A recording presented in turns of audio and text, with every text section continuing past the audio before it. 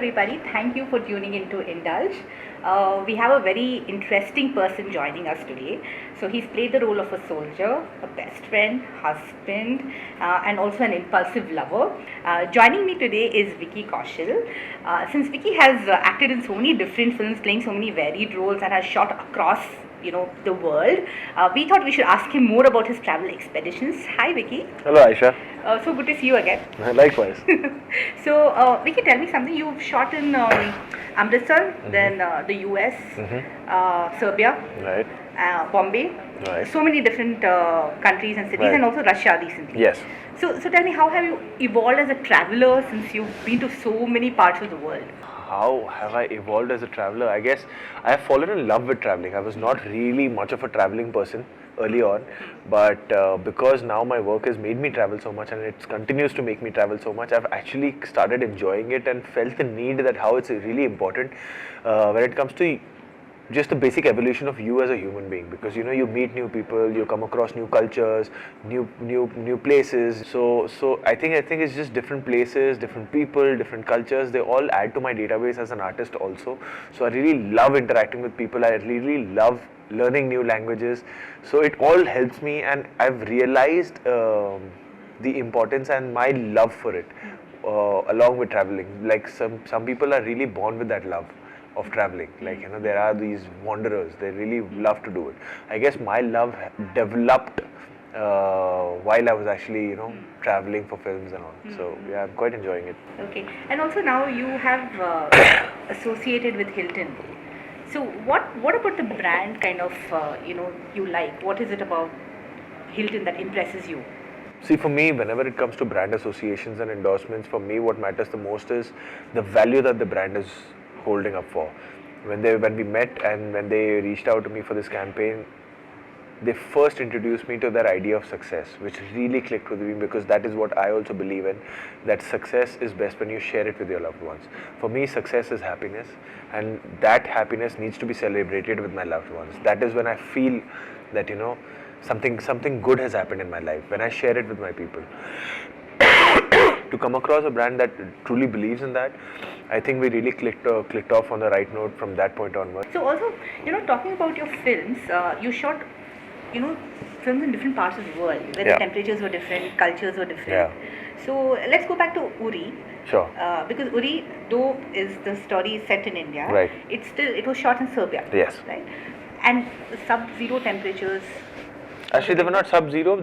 It was cold, but we went at the right time before it was winters over there, because we didn't want ice in the film. We didn't want snow in the film.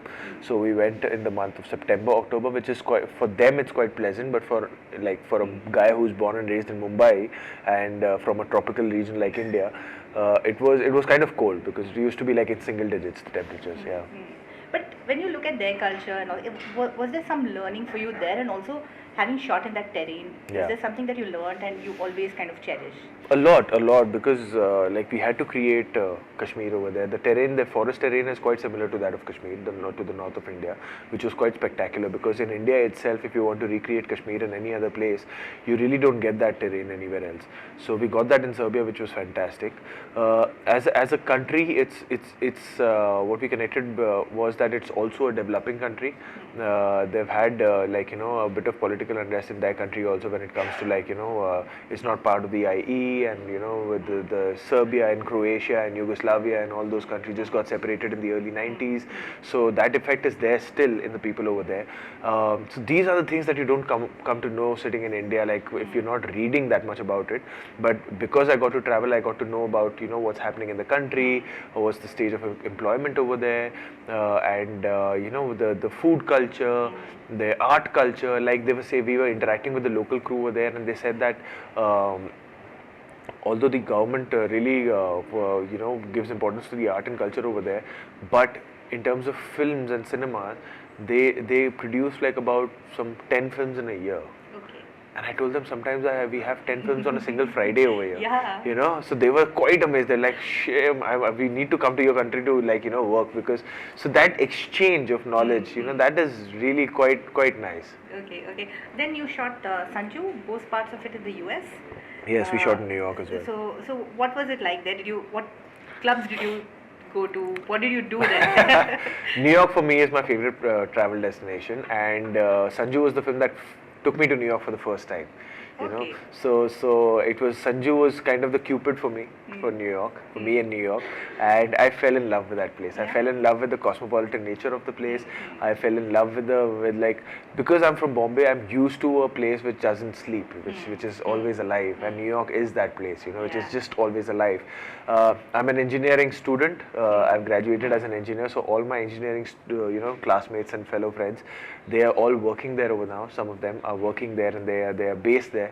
So I got to meet them. I got to hang out with them, and I just love their, like, there's no cuisine which is not available in New York. The people over there, I just love the vibe. I just Wow. love the vibe. Wow, nice. And also your character in the film is, I think, jet lagged most of the time because he comes to meet his girlfriend. Yeah. So in real life, when you're shooting and when you're jet lagged, how do you deal with it? Is there some secret that you have? No, actually, like, you have to plan your sleep patterns a lot, like, and way in advance. It's not just like you'll have to plan if you want to sleep on flight or no. Like when it comes to especially like traveling to US, these are like long flight hours, like 15, 16 hours, and you have to really chalk it out that if you have to sleep on flight or no, and so that you can come back home. But it's still there, like jet lag, you can't escape that. But I guess it's about sleeping at the right time, and monitoring that, and also giving it a few days. Like you just have to give a few days and then come back to, like, the normal time zone. Okay. So from the US, let's now come to India. So you shot Masan in Banaras. And Banaras, I think, is one of the most popular destinations for its food I also love and Banaras. spirituality. I love Banaras. Yeah? I really, really do love Banaras. I think the two places that I really feel a connect with in India is Punjab. Firstly, because I am a Punjabi and my family's hometown is that, and I've grown up like going to Punjab in my summer vacations. But the other place, for no rhyme or reason, is Banaras. That I've just gone there once and I've just fallen in love with that place. There is something that pulls me back to that place always, always. It's like you said, it's the spirituality, it's their food, it's the people over there, the love, the warmth, and there's something magical. There's something mystical in that place of Banaras. I think it's the history, it's Ganga, something that Yeah. it just draws me to that place. Yeah, Marmarsia was in Amritsar, Amritsar. and that is Home like your home ground. ground. Yeah. Home ground. Yeah, exactly. So, but tell me, which are the places that you ate at and that you would recommend? Kesar Da Dhaba, which is great in Amritsar. Kesar Da Dhaba is like, they have got like a history of 150 years that, I've gone to the kitchen also. If you go to the dhaba, please go to their kitchen also to see how they're really making those big patilas and big tandoors, and like they've got a team like which is just non-stop making rotis. They have their lassi, which is outstanding. There's this another place called Bonds Adda, which is right next to the airport. It's closer to the airport, which is fabulous for their waffles and also. You really don't connect waffles in Amritsar. Yeah. But if you really feel like you're craving for waffles, just go there. There's this really great jalebi house, which is like a very small local store, jalebi place, Jalebi Rabdi, which is right next to the Golden Temple in Amritsar, which is open like till 4 or 5 in the morning. Okay. There's always a rush at that store, but Yeah. please do have those jalebis. Those are fantastic. Okay. Yeah, these are the few places. Okay.